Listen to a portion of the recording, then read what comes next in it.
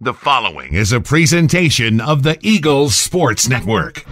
Alongside Carson-Newman Volleyball coach Dan Ahiers, I'm Michael Watchering, and this is SeeingEagles.com. The Eagles are in Wingate, North Carolina, getting ready for the southeast region of the NCAA Tournament. And Coach, I'm sure a whirlwind of emotions. Sunday night, you get into the tournament, and then you have a couple days to prepare for USC-Aiken. How has practice gone this week so far?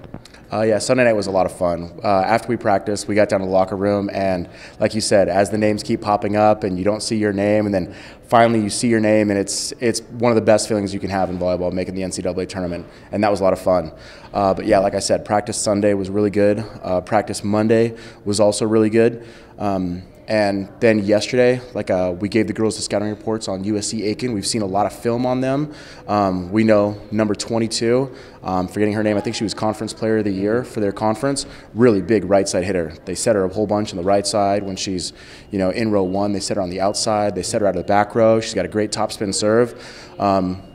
Stopping her, probably not going to happen, but if we can contain her, I think we've got a really good shot at beating that team.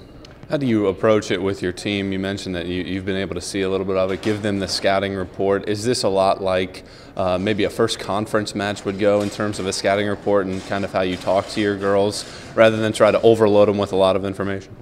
Yes, we really condensed our scouting report, kind of like you were just saying, not a preseason scouting report, but kind of like an early scouting report as we develop throughout the season.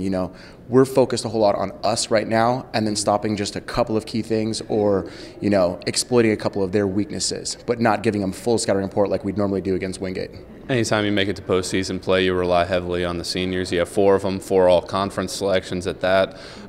What do you tell those players, and what do you think that their leadership ability is going to be like come tournament time here in about 24 hours?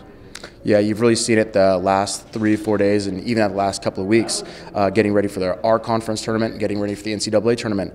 They're very focused, and their focus, their energy, their leadership is spilling over into the younger kids, and our whole team is ready to play. You lost to Anderson last week in the SAC semifinals. Does that match teach you anything in terms of postseason? You know that you lose and you go home. Does that teach your team anything? Do you use that as a motivational factor at all this week?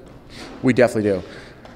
When we played Anderson was by far, that was the best I've ever seen them play all year long.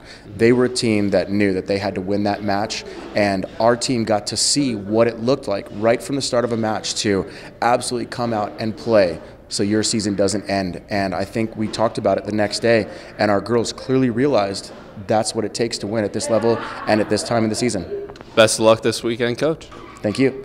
For head coach Dan Ahiers, I'm Michael Watchering, and this is SeeingEagles.com. Don't forget, men's and women's basketball tonight, Tusculum. You better be there.